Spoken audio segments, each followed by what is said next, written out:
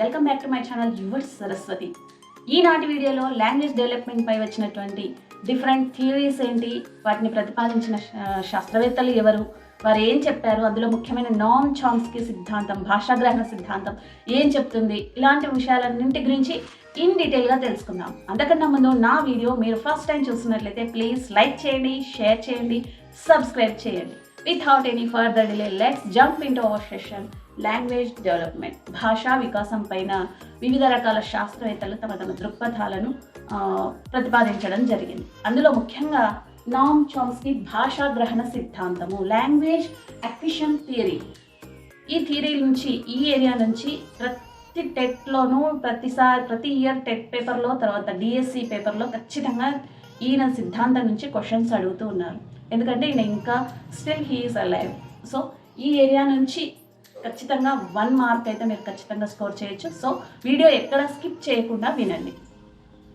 ఈయన 1928లో అమెరికాలో జన్మించారు. ఈయన linguistic and critic and cognitive scientist and a good philosopher also.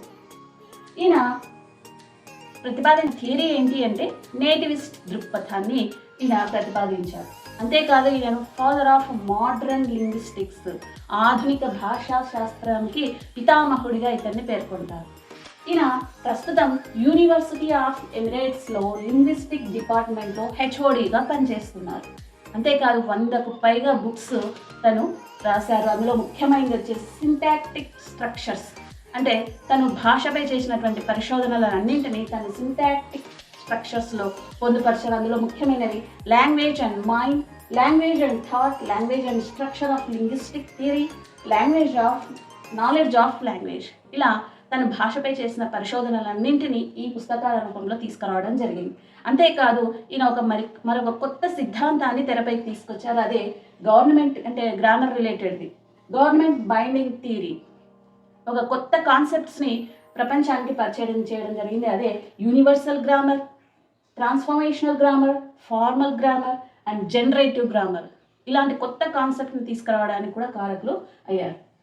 అయితే ఈయన ఏం చెప్పారు, అంతవరకు భాషా వికాసం పైన భాషా సంప్రదాయ వ్యాకరణవాదులు ఏం చెప్పారు అనే దాని గురించి మనం ఒకసారి ఇన్ డీటెయిల్గా డిస్కస్ చేద్దాం. సంప్రదాయ భాషా వ్యాకరణవాదులలో ముఖ్యులు స్కిన్నర్. ఈయన ప్రకారంగా శిశువు భాషను అనుసరించడం ద్వారా, పునర్బలనం చెందించడం ద్వారా నేర్చుకుంటాడు అని చెప్తారు. అంటే చైల్డ్ తన చుట్టూ ఉన్నటువంటి పేరెంట్స్, ఫ్యామిలీ మెంబర్స్ భాషను పలుకుతున్నప్పుడు వాళ్ళు పదాలను పలికే తీరును అనుసరించడం ద్వారా నేర్చుకుంటాడు. ఆ తర్వాత దాన్ని తప్పుగా పలికినప్పుడు పేరెంట్స్ నిబంధన చేయడం ద్వారా, ఆ నిబంధన ద్వారా దాన్ని సరైన ఉచ్చారణను తెలుసుకొని దాన్ని రిపీటెడ్గా చేయడం ద్వారా, పునర్బలనం రీఇన్ఫోర్స్మెంట్ చేయడం ద్వారా లాంగ్వేజ్ని నేర్చుకుంటాడు. ఎప్పుడైతే సరైన ప్రొనౌన్సియేషన్ తన నుంచి పేరెంట్స్ వింటారో వాళ్ళప్పుడు తనని ఎంకరేజ్ చేయడం ద్వారా మరింత ఉత్సాహాన్ని చూయిస్తాడు. సో లాంగ్వేజ్ని శిశువు ఎప్పుడూ కూడా తన చుట్టూ ఉన్న వాళ్ళను వినడం ద్వారా, అనుసరించడం ద్వారా, దాన్ని రిపీటెడ్గా ప్రాక్టీస్ చేస్తూ తన ఉచ్చారణ దోషాలను తగ్గించుకోవడం ద్వారా లాంగ్వేజ్ని నేర్చుకుంటాడు అని స్కిన్నర్ ప్రతిపాదించారు. ఇక బంధువురా ఏమని దృక్పథంలో లాంగ్వేజ్ ఎలా నేర్చుకుంటాడు అంటే, శిశువు తన ఇంట్లో ఉన్నటువంటి పెద్దలను కానీ, ఫ్యామిలీ మెంబర్స్ని కానీ, తన పరిసరాలలో సమాజంలో ఉన్నటువంటి టీచర్స్ని కానీ గమనిస్తూ, నిశితంగా పరిశీలిస్తూ, వాళ్ళ శారీరక కదలికలు, వాళ్ళ ముఖ కవలికలు, వారి పెదాల కదలికలను అవధానంతో గమనిస్తూ వాళ్ళు ఎలా పలుకుతున్నారు అనేది అర్థం చేసుకొని, ఆ పరిశీలన ద్వారా తిరిగి తన మాట్లాడేటప్పుడు తను కూడా అలాగే ప్రయత్నిస్తూ భాషను నేర్చుకుంటాడు. అంటే పరిశీలించడం ద్వారా భాషను నేర్చుకుంటాడు అని బంధువురా చెప్పారు. అంతేకాదు ఈ పరిశీలించడం అనే స్కిల్ ద్వారానే శిశువు తన చుట్టూ ఉన్నటువంటి పరిసరాలలో, తన చుట్టూ ఉన్న సమాజంలో ఉన్నటువంటి వ్యక్తులు మాట్లాడే భాషను, అంటే నేటివ్ లాంగ్వేజ్ని ఈ పరిశీలనా శక్తి ద్వారానే నేర్చుకుంటాడు. ఏ భాషలో ఉన్న శిశువు, ఏ ప్రాంతంలో ఉన్న శిశువు ఆ ప్రాంతంలో మాట్లాడే భాషను తొందరగా నేర్చుకుంటాడు అనేది బంధువురా చెప్పారు. ఇక అరిస్టాటిల్ ఏమని చెప్పారంటే, శిశువు పుట్టినప్పుడు తన మెదడు నిష్క్రియాత్మకంగా ఉంటుంది, దాన్నే ట్యాబ్లరసా అంటారు అని చెప్పాడు. దీన్ని ఆధారంగా చేసుకొని జాన్ లాక్ అనే మనోవైజ్ఞానికవేత్త ఏం చెప్పారంటే, శిశువు మైండ్ అనేది, మనస్సు లేదా తన మెదడు అనేది నల్లబల్ల లాంటిది అని, తను పుట్టిన తర్వాత తన చుట్టూ ఉన్న వ్యక్తుల ద్వారా దానిపై ఏం రాయబడుతుందో దాన్ని తను నేర్చుకుంటాడు. సో అతని చుట్టూ ఉన్న వ్యక్తులు ఏం మాట్లాడుతున్నారనే దాని ద్వారానే తన యొక్క లాంగ్వేజ్ డెవలప్మెంట్ జరుగుతుంది అని అరిస్టాటిల్ చెప్పారు. ఇక పియాజే ఏం చెప్పారంటే, ఈయన తన కాగ్నిటివ్ థియరీలో ఏం చెప్పారు అంటే, చుట్టూ ఉన్నటువంటి పరిసరాలతో ప్రతిచర్యలు జరపడం వల్ల శిశువు భాషను నేర్చుకుంటాడు అని చెప్పారు. అంటే తన చుట్టూ ఉన్న పరిసరాలతో యాక్షన్స్, రియాక్షన్స్ జరిపేటప్పుడు ఆ క్రమంలో తన అవసరార్థం తన చుట్టూ ఉన్న వాళ్ళతో ప్రతిచర్యలు జరపడం ద్వారా శిశువులో భాషా వికాసం చోటు చేసుకుంటుంది అని ప్రతిపాదించారు. వీళ్ళందరినీ గమనిస్తే మనకేమర్థం అవుతుందంటే, శిశువు భాషను వినడం ద్వారా, దాన్ని రిపీటెడ్గా పునర్బలనం చేయడం ద్వారా, పరిశీలించడం ద్వారా, అనుకరించడం ద్వారా, తన చుట్టూ ఉన్న ప్రాంతంలో ఏ భాష మాట్లాడుతున్నారో దాన్ని పరిశీలించడం ద్వారా నేర్చుకుంటారు అని చెప్పి వీళ్ళందరి దృక్పథాలు కూడా ఇంచుమించు దగ్గరగా ఉన్నాయి. అప్పటి వరకు ఈ దృక్పథాలను మాత్రమే చెప్పిన సైకాలజీలో నోమ్ చామ్స్కీ ఒక సరికొత్త సిద్ధాంతంతో ముందుకు వచ్చారు. వీళ్ళు ఏమన్నారు, ఏదైనా సరే వినడం, అనుకరించడం, పరిసరాలతో ప్రతిచర్యలు జరపడం, దాన్ని రీఇన్ఫోర్స్మెంట్ ద్వారానే చేస్తారు అని చెప్పారు, భాష నేర్చుకుంటారు అని చెప్పారు. సరిగ్గా ఇక్కడే నోమ్ చామ్స్కీ వీళ్ళ అభిప్రాయాలతో కాంట్రాస్ట్ అవుతూ ఒక కొత్త సిద్ధాంతాన్ని తెరపైకి తీసుకొచ్చారు. ఒకవేళ శిశువు వినడం ద్వారానే, పరిసరాలతో ప్రతిచర్యలు జరపడం ద్వారానే, అనుసరించడం ద్వారానే శిశువులో భాషా వికాసం చోటు చేసుకుంటే, ఒక పిల్లిలోనో జంతువుల్లోనో మన ఇంట్లో పెంపుడు జంతువులుగా ఉండే జంతువులకు మరి ఎందుకు భాషా వికాసం జరగదు అనే ఒక కొత్త సిద్ధాంతాన్ని తను తీసుకొచ్చారు. అంటే శిశువు భాషను నేర్చుకునే శక్తితో పుడతాడా, లేదంటే భాషా సముపార్జన శక్తితో పుడతాడా అనే ఒక క్వశ్చన్ని రైజ్ చేసి దానిపైన ఎన్నో రకాల పరిశోధనలు చేశారు. ఆ పరిశోధనల ఫలితంగా తను కొన్ని కొత్త సిద్ధాంతాలను, కొత్త కాన్సెప్ట్స్ని తెరపైకి తీసుకొచ్చారు. అందులో ముఖ్యంగా ప్రతి శిశువు కూడా అనుకరించడం, పరిశీలన ద్వారా కాకుండా ప్రతి శిశువు తనకు పుట్టే నాటికే భాష నేర్చుకునే రెడీనెస్, సంసిద్ధతతోనే ఉంటాడు. దానికి కారణం ప్రతి శిశువు యొక్క మైండ్లో లాంగ్వేజ్ అక్విజిషన్ డివైస్ అనే ఒక ఎబిలిటీ, అంటే డివైస్ అంటే అదేదో చిప్పో లేదంటే సిమ్ కార్డ్ లాంటిదో కాదు, ఒక ఎబిలిటీ, భాష నేర్చుకోగలిగే ఒక ఎబిలిటీ ప్రతి శిశువులోనూ కూడా ఉంటుంది. దాని ద్వారానే తను పరిసరాల నుంచి ఏదైతే వింటున్నాడో దాన్ని రిసీవ్ చేసుకోగలుగుతున్నాడు. కేవలం అనుకరణ ద్వారానే వస్తే మిగతా జంతువులు ఆ పని ఎందుకు చేయలేకపోతున్నాయి అని ఒక కొత్త క్వశ్చన్ని రైజ్ చేస్తూ తను విస్తృతంగా పరిశోధనలు చేశారు. అందులో తను ముఖ్యంగా కొన్ని సిద్ధాంతాలు, కొన్ని కాన్సెప్ట్స్ని తీసుకొచ్చారు. నోమ్ చామ్స్కీ తన భాషా గ్రహణ సిద్ధాంతం, లాంగ్వేజ్ అక్వైర్డ్ థియరీలో ఏం చెప్పాడు, ప్రధానంగా తను ఏ కాన్సెప్ట్స్ని కొత్తగా పరిచయం చేశాడు అంటే, first according to Chomsky language అనేది ప్రత్యేక నియమాల సముదాయం ఆధారంగా నిర్మించిన ప్రత్యేక వాక్యాల సముదాయము అని చెప్పారు. అంటే కొన్ని ప్రత్యేకమైన నియమాల సముదాయం ద్వారా తయారు కాబడ్డటువంటి వాక్యాల సముదాయము, ఆ నియమాల ఆధారంగా తయారు చేయబడ్డటువంటి వాక్యాల సముదాయమే భాష అని చెప్పారు. అంటే ఈయన అప్పటి వరకు ఉన్నటువంటి సంప్రదాయ భాషా వ్యాకరణాన్ని వ్యతిరేకించాడు. అంటే వినడం ద్వారా, అనుసరించడం ద్వారా శిశువు ఎప్పుడూ నేర్చుకోడు. అదే నిజమైతే కనుక చుట్టూ ఉన్నటువంటి జంతువులు మరి భాషను ఎందుకు నేర్చుకోలేకపోతున్నాయి, ఎందుకు మాట్లాడలేకపోతున్నాయి అనే క్వశ్చన్ ఈయన రైజ్ చేశాడు. రైజ్ చేయడమే కాదు, దాని మీద ఎన్నో రకాల పరిశోధనలు కూడా చేసి అంటే శిశువు భాషను ఆర్జించే శక్తితో పుడతాడా, భాషను నేర్చుకునే శక్తితో పుడతాడా అనేది ఈయన మెయిన్గా 2 క్వశ్చన్స్ రైజ్ చేసి దాని మీద చాలా పరిశోధనలు చేసి తను రాసినటువంటి సింటాక్టిక్ స్ట్రక్చర్స్ అనే బుక్లో ఆ విషయాలన్నింటినీ పొందుపరచడం జరిగింది. అయితే ఈయన ఏం చెప్పాడు అని అంటే, సంప్రదాయ భాషా వ్యాకరణాన్ని అపోజ్ చేస్తూ ఈయన సరికొత్తగా ఒక సిద్ధాంతాన్ని తెరపైకి తీసుకొచ్చాడు. అదే యూనివర్సల్ గ్రామర్ అనే థియరీని, ఒక కాన్సెప్ట్ని తెరపైకి తీసుకొచ్చాడు. అంటే ప్రతి శిశువు కూడా భాషను నేర్చుకునే సంసిద్ధత తన హెరిటరీగా తన పేరెంట్స్ నుంచి సంక్రమిస్తుంది. అని ఈయన మొట్టమొదటగా ప్రతిపాదించాడు. ప్రపంచంలో ఏ మూల ఉన్నా ఏ శిశువుకైనా సరే ఈ రెడీనెస్ అనేది ఉంటుంది.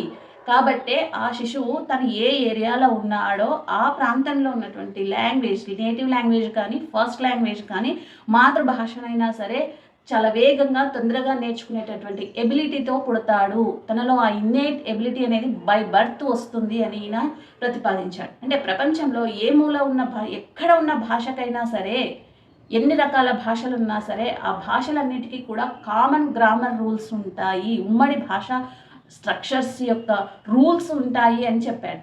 అంటే ఏ భాషలో తీసుకున్నా అందులో నౌన్స్ ఉంటాయి, ప్రొనౌన్స్ ఉంటాయి, వర్బ్స్ ఉంటాయి, అడ్జెక్టివ్స్ ఉంటాయి, జెండర్ డిఫరెన్స్ ఉంటుంది, సింగులర్ ప్లూరల్ ఉంటుంది. అన్ని భాషల్లో కూడా పదాలు వేరైనప్పటికీ కూడా ఆ భాష నిర్మాణానికి అవసరమే కారణమైనటువంటి గ్రామర్ రూల్స్ అనేవి ఒకటే రకంగా ఉంటాయి అని ఒక కొత్త సిద్ధాంతం, ఒక కొత్త కాన్సెప్ట్, యూనివర్సల్ గ్రామర్ అనే కాన్సెప్ట్ని తెరపైకి తీసుకొచ్చాడు. మరి ఈ యూనివర్సల్ అంటే ఎక్కడ ఉన్నా కూడా ఆ శిశువులో భాషను నేర్చుకునే శక్తి తనకు ఇన్నేట్గా తన తల్లిదండ్రుల నుంచి హెరిడిటరీగా సంక్రమించిన ఎబిలిటీ, ఒక ఇన్నేట్ ఎబిలిటీ. తన పేరెంట్స్కి వాళ్ళ యొక్క సోషియో కల్చరల్ డిఫరెన్సెస్ వల్ల, సాంఘిక సాంస్కృతిక కారణాల యొక్క వైరుధ్యాల కారణాల వల్ల దానికి అనుగుణంగా వాళ్ళలో ఏర్పడినటువంటి భాషా నిర్మాణాలు వాళ్ళ నుంచి వాళ్ళ పిల్లలకు జెనెటిక్ మ్యాప్స్ ద్వారా హెరిడిటరీగా బదిలీ చేయబడతాయి. వాళ్ళ తల్లిదండ్రులలో, వాళ్ళ పూర్వీకులలో ఏవైతే ఉంటాయో, అంటే సాంఘిక సాంస్కృతిక కారకాలకు అనుగుణంగా వాళ్ళలో ఎలాంటి మ్యాప్స్ ఏర్పడ్డాయో అవి జెయిన్స్ ద్వారా వారి వంశంలో ఉన్నటువంటి మిగతా జనరేషన్కి బదిలీ చేయబడతాయి. సో ఆ విధంగా శిశువు ఆ యూనివర్సల్ గ్రామర్ స్ట్రక్చర్స్ని తన బ్రెయిన్లో ఆ ఎబిలిటీతోనే పుడతాడు. అందుకే చుట్టూ పుట్టిన తర్వాత తనలో ఉన్నటువంటి ఆ ఎబిలిటీ మిగతా అవయవాలు ఎలా అయితే గ్రోత్ అండ్ డెవలప్మెంట్కి లీడ్ తీసుకుంటాయో అదేవిధంగా ఈ భాషను నేర్చుకునే సామర్థ్యం కూడా గ్రోత్తో పాటు పెరుగుతూ వస్తూ ఉంటుంది. దానివల్లనే శిశువు నేర్చుకోగలుగుతాడు. అందుకే తన చుట్టూ ఉన్నటువంటి తన ఇంట్లో కానీ తన పరిసరాలలో మాట్లాడే స్థానిక భాషను, మొదటి భాషను వేగంగా నేర్చుకునే శక్తి ఉంటుంది. దీనికి కారణం మెదడు, అంటే మన బ్రెయిన్లో ఉన్నటువంటి 2 హెమిస్ఫియర్స్ ఉంటాయి కదా, రైట్ అండ్ లెఫ్ట్ బ్రెయిన్లో. లెఫ్ట్ బ్రెయిన్లో ఉన్నటువంటి బ్రోకా అనే ప్రాంతంలో భాషోత్పత్తి జరుగుతుంది అని ఈయన తెరపైకి తీసుకొచ్చాడు. ఈ బ్రోకా అనే ప్రాంతంలో, మన ఎడమ మస్తిష్కార్ధగోళంలో ఉన్నటువంటి బ్రోకా అనే ప్రాంతంలో భాషోత్పత్తి చోటు చేసుకుంటుంది. అక్కడ భాషోత్పత్తికి కారణమయ్యేది ఏంటి అంటే ఎల్ఏడి అనే ఒక పరికరం, ఒక డివైస్. అంటే అది నిజంగానే ఒక ఎలక్ట్రానిక్ డివైస్, సిమ్మో చెప్పో కాదండి, ఒక ఎబిలిటీ. ఆ ఏరియాలో ఆ లాంగ్వేజ్ కారణమయ్యేటువంటి న్యూరాన్స్, న్యూరల్ పాత్వేస్ అక్కడ బాగా స్ట్రాంగ్గా డెవలప్ అయి ఉంటాయి. కాబట్టి ఆ ఏరియా లాంగ్వేజ్ ఉత్పత్తికి కారకమవుతూ ఉంటుంది. ఈ ఎల్ఏడి లాంగ్వేజ్ అక్విజిషన్ డివైస్, ఈ ఎల్ఏడి డివైస్ ప్రతి శిశువులోనూ ఉంటుంది కాబట్టి యూనివర్సల్ గ్రామర్ స్ట్రక్చర్స్ని తన పేరెంట్స్ నుంచి తనకు సంక్రమించిన ఆ లక్షణాన్ని బేస్గా చేసుకొని ఈ యూనివర్సల్ గ్రామర్ ప్రకారంగా తను భాషను సముపార్జిస్తాడు, నేర్చుకోడు అని చెప్తాడు. అంటే సముపార్జించడము అంటే తన చుట్టూ ఉన్న వాళ్ళతో తను ఇంటరాక్షన్స్ జరుపుతూ, వింటూ, దాన్ని తిరిగి తను అక్వైర్ చేస్తూ, అర్థం చేసుకుంటూ, తర్వాత తన ఇంటరాక్షన్స్లో దాన్ని తిరిగి ప్రయోగిస్తూ, అప్లై చేస్తూ లాంగ్వేజ్ని, తర్వాత భాషా సంబంధ నిర్మాణాలను తనలో డెవలప్ అవుతాయి అని ఈయన కొత్త కాన్సెప్ట్ని తీసుకొచ్చారు. అంటే ఈ ల్యాడ్ ఒక్కొక్కరిలో ల్యాడ్ యొక్క రేంజ్ని బట్టి వాళ్ళు నేర్చుకునే భాష వేగంగా ఉంటుంది. తర్వాత ఎన్ని భాషలు నేర్చుకుంటున్నారు అనేది కూడా ఈ రేంజ్, దాని యొక్క వ్యాప్తి మీద ఆధారపడి ఉంటుంది. కానీ అందరిలోనూ ల్యాడ్ ఉంటుంది. అందరూ ఈ యూనివర్సల్ గ్రామర్ రూల్స్కి అనుగుణంగా వాళ్ళలో ఒక ఇన్నేట్ ఎబిలిటీ, రెడీనెస్, అంటే వాళ్ళకు వారసత్వంగా సంక్రమించినటువంటి ఆ సహజ సామర్థ్యం, భాషను నేర్చుకునే సహజ సామర్థ్యంతోనే పుడతారు.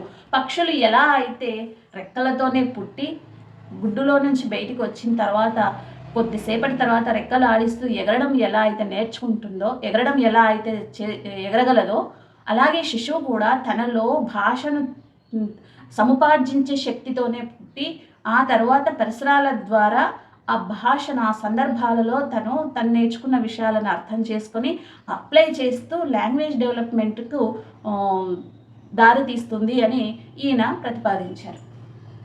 సో ఈయన 4 గ్రామర్స్ ఈయన ప్రకారంగా లాంగ్వేజ్ అనేది 3 to 10 ఇయర్స్లో చాలా వేగంగా జరుగుతుంది లాంగ్వేజ్ డెవలప్మెంట్. ఈ ఏజ్లో ఏ భాష అయినా ఎన్ని భాషలైనా కూడా నేర్చుకోగలిగే ఎబిలిటీ శిశువుకు ఉంటుంది.